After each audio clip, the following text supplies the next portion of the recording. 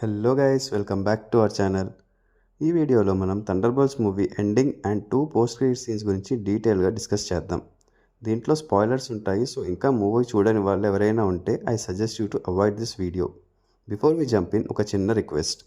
మన ఛానల్ని ఇంకా సబ్స్క్రైబ్ చేసుకోకపోతే ప్లీజ్ డూ సబ్స్క్రైబ్ అండ్ పక్కనే ఉన్న బెల్ ఐకాన్ని క్లిక్ చేసి నోటిఫికేషన్స్ ఆన్లో పెట్టుకోండి, సో దట్ మేము వీడియో పబ్లిష్ అవ్వగానే మీకు నోటిఫికేషన్ వస్తుంది. ఓకే, సో థండర్బోల్ట్స్ మూవీ క్లైమాక్స్లో బాబ్ తన ఆల్టర్ ఈగో అయిన వాయిడ్తో ఫైట్ చేస్తూ కంట్రోల్ లూజ్ అవుతున్న టైంలో ఎలీనా వచ్చి బాబ్ని పట్టుకొని నువ్వు ఒంటరివాడివి కావు, నీకు మేమంతా ఉన్నామని చెప్తుంది. వెంటనే మిగతా టీం అంతా కూడా వచ్చి బాబ్ని హక్ చేసుకుని తనలో ఉన్న ఆ లోన్లీ ఫీలింగ్ని పోగొడతారు, సో దట్ వాయిడ్ వెళ్ళిపోతాడు. సో అప్పటిదాకా డార్క్నెస్తో నిండిపోయిన సిటీ మొత్తం మళ్ళీ బ్రైట్గా అవుతుంది అండ్ ఆ వాయిడ్ నుంచి వచ్చిన తర్వాత బాబ్కి ఏం జరిగిందో గుర్తుండదు.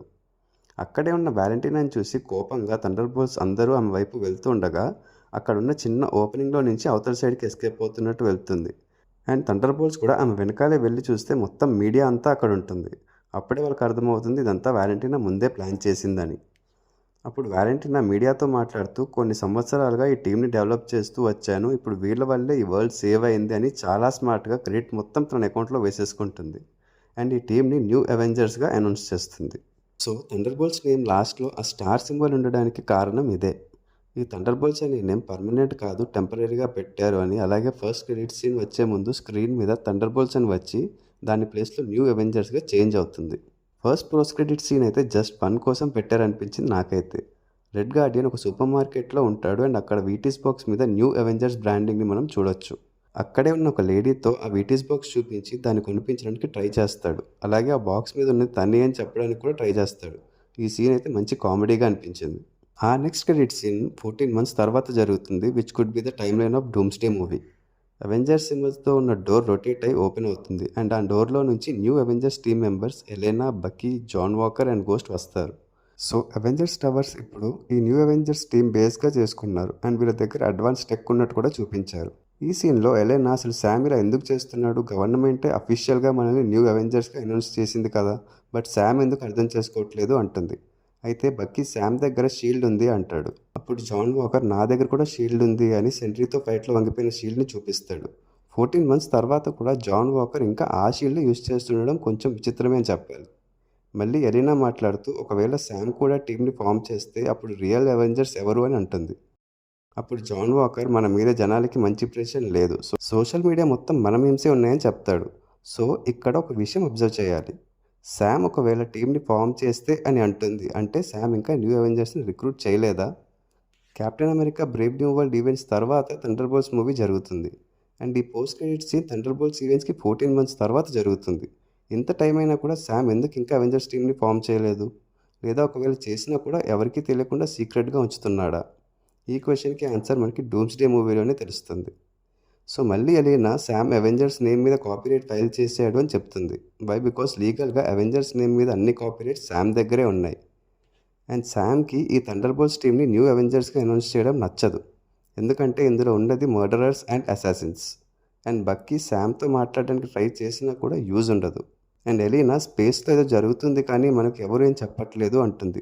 సో వీళ్ళు అఫీషియల్ అవెంజర్స్ అయినా కూడా వీళ్ళకి పెద్ద ఇంపార్టెన్స్ ఇస్తున్నట్టు కనిపించట్లేదు. ఈ Avengers tower and latest tech అంతా వాల్ వీళ్ళకి ఇచ్చి ఉంటుంది, ఎందుకంటే వాల్ సీక్రెట్స్ అన్నీ వీళ్ళందరికీ తెలుసు, అందుకే వీళ్ళతో మంచిగా ఉంటూ అన్నీ అరేంజ్ చేస్తుండొచ్చు. ఆ నెక్స్ట్ రెడ్ గార్డియన్ ఒక న్యూ అవెంజర్స్ జంప్ సూట్ వేసుకొని వస్తాడు అండ్ ఈ కాపీరైట్ ఇష్యూకి నా దగ్గర ఒక సొల్యూషన్ ఉంది, మన టీం నేమ్ని అవెంజర్స్ కాకుండా అవెంజర్స్ అని ఎస్ బదులు జీ అని చేద్దాం అంటాడు. అప్పుడు కాపీరైట్ వేయలేరు కదా అని చెప్తాడు. ఆ నెక్స్ట్ ఒక అలర్ట్ వస్తుంది, అన్ఐడెంటిఫైడ్ ఎయిర్ క్రాఫ్ట్ అర్త్ ఆర్బిట్లోకి వస్తుంది అని చెప్తుంది. అప్పుడు ఎలీనా శాటిలైట్ ఇమేజ్ పుల్ చేసి జెట్స్ రెడీ చేయని కమాండ్ ఇస్తుంది.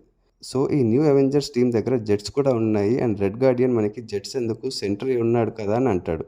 అప్పుడు అదే రూమ్లో ఒక కార్నర్లో కూర్చొని బుక్ చదువుకుంటున్న బాబ్, సారీ నేను సెంట్రీగా మారితే మళ్ళీ వాయిడ్ కూడా వస్తాడు, సో నేను ఆ పని చెయ్యను అని చెప్తాడు. బట్ డూమ్స్డే మూవీలో ఖచ్చితంగా సెంట్రీ ఫుల్ పొటెన్షియల్ని మనం చూస్తాం, కానీ ఈ వాయిడ్ని పర్మనెంట్గా ఎలా డిఫీట్ చేస్తారని చూడాలి. ఆ నెక్స్ట్ మళ్ళీ ఒక అలర్ట్ వినిపిస్తుంది, శాటిలైట్ ఇమేజ్ పాపులేట్ అయింది, some extra dimensional spaceship Earth మీదకి వస్తుంది అని చెప్తుంది.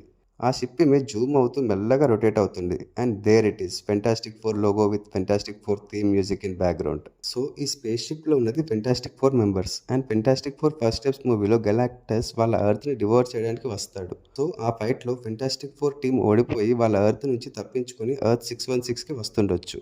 లేదా గెలాక్టస్తో ఫైట్లో గెలిచినప్పటికీ స్టిల్ గెలాక్టస్ నుంచి థ్రెట్ ఉంటుంది కాబట్టి ఆల్రెడీ మల్టీవర్స్ ట్రావెల్ మీద రీసెర్చ్ చేస్తున్న రీడ్ దాన్ని సాల్వ్ చేసి మల్టీవర్స్ ట్రావెల్ చేసి ఎర్త్ 616 హీరోస్ని హెల్ప్ అడగడానికి వస్తుండొచ్చు.